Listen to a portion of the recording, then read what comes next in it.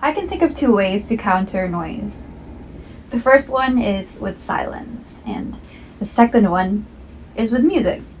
The latter is something that I'm very familiar with. As a kid, I grew up around music because my dad loved it. He even used to play the guitar and the trumpet, and every morning he would wake me up for school by playing this MTV mixtape that started with a 98 Degree song. And once I heard it, I knew that it was time to get up. Dad has always filled our house with music, but then, when I was 9, he passed away. Our family had a car accident, and it was a dark time. But with my allowance, I purchased tapes and CDs, and I searched for my dad through the songs that we listened to together. As much as music could be there for me in moments of joy, it was also there for me in grief.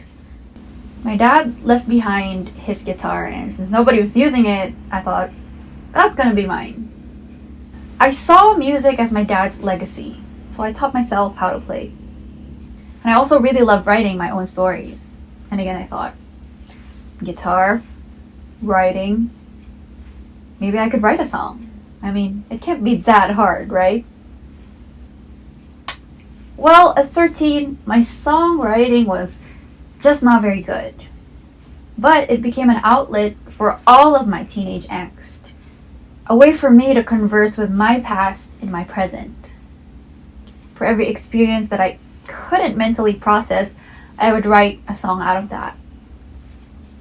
And eventually, music somehow became my profession. And I thought I was living my best life. It's crazy because writing for me starts in private, like in my own room. But little did I know that these finished songs of mine would eventually get heard in school auditoriums and in bars, and then arenas of 15,000 people. Okay, so I'm writing, I'm traveling, I'm learning, I'm getting paid. This is gonna be easy. But then people would come up to me after shows and would say, your music changed my life. And if that wasn't pressure enough, some would even say, your music saved me.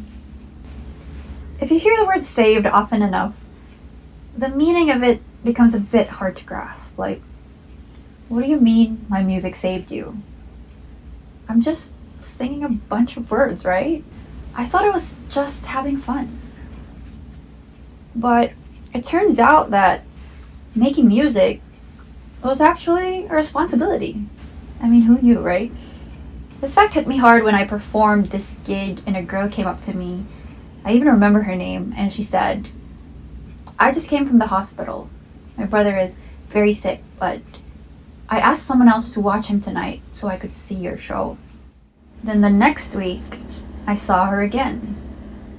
And her brother, he died just a few days ago, but she was still there. She was still watching my show. She said that my music has helped her deal with her sadness, and that was exactly how I felt when I lost my dad.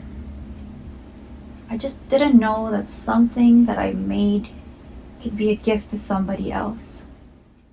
And that's when I knew that writing songs was no longer something to pass the time with.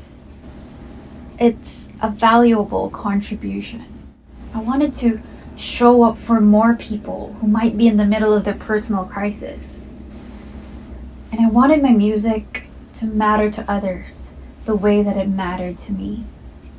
Fast forward to the pandemic, where music really took the hit. All over the world, the biggest festivals and stages were canceled. Coachella, South by Southwest, Glastonbury, even to our very own Wonderland. Even theaters had to close down. And the thing is, live events can bring in a lot of money for everyone involved. Like the artists, the production company, the sponsors, the venues. But COVID led to so much revenue loss. It's said to be around $30 billion globally. In my local community, we've had our own losses too. Our tech guys, our roadies, our engineers, those who made our shows run as smoothly as possible, suddenly had no gigs. And our beloved Route 196, home to new artists and veteran musicians alike, it had to close down. It was demolished last year and now it's a chicken shop. But this got me thinking, without our shared physical space, how can I safeguard the comfort that my listeners have found in my music? People often go to live gigs to forget their problems or ease their burdens, but how can I protect that safe space in a pandemic? The thing that made physical gatherings powerful was coming together for one specific purpose. And I wanted to recreate that same energy, even via video calls. Over at Patreon, an online community that supports my creative work through pledges, we'd have regular game nights or PowerPoint parties or secret gift exchanges for Christmas. These connected old and new members together, allowing for opportunities for new relationships to form. And I would also involve them in my creative process by asking them to contribute their artworks or their audio recordings for me to incorporate in my own work. Here are the ladies of the Secret Song Society, my Patreon community, screaming "Hey!" for my song Thanks But No Thanks. Hey! I wanted to create opportunities for my audience to step up, to share their skills, and make new connections in a time when there's hardly any chance to do so. And the community understood that with crisis comes an opportunity to take responsibility. So they threw birthday parties over at Animal Crossing and sang karaoke through Discord, making use of technology to replace physical activities. They even arranged online fundraiser gigs for the victims of the Ulysses typhoon and the pandemic. My community saw value in creating security and solidarity through friendship. And at the heart of their bond is music, the thing that brought these strangers together in the first place. If there's anything that we've learned from the coronavirus, it's that suffering is universal. Pain looks different for everybody, but in our suffering, we are all connected. Dealing with my dad's death was a suffering that led me to create a point of connection with my audience. And the true responsibility of being a musician today is to just forge on. Now is not the time to be silent. Not when music can be a friend to someone who's lonely. Not when a song can lend the exact words for feelings that are still being understood. So, despite my personal limitations, I did forge on. In late 2020, I made an entire EP from start to finish without once leaving the house, even with barking dogs and roosters right outside my door. I wrote about imagined perspectives from characters outside of myself. It was my chance to travel with my mind's eye. And in this EP, I also wrote about death through a song called When It Happens. And I was told that the song became a mouthpiece for loved ones who have been lost to the virus. 7 months later, I released my second album, Time Well Spent.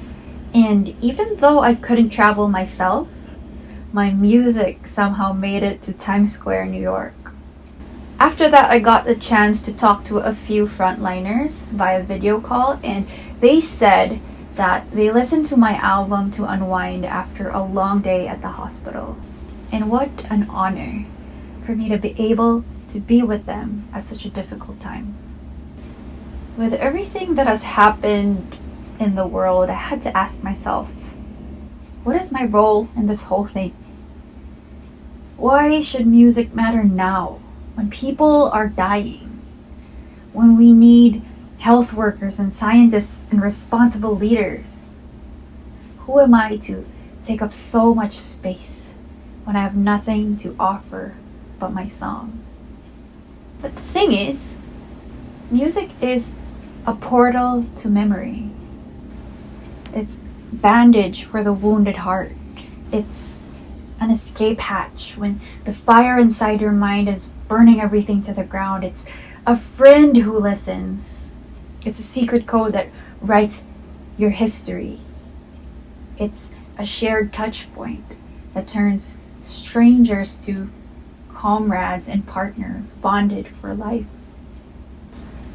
As a musician and a performer, I may not be able to save lives in a literal sense, but I am intentional in saving a space.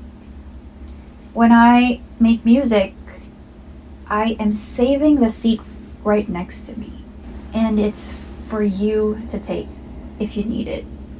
In a world full of noise, there's a time for silence, and then there's a time for music. Thank you.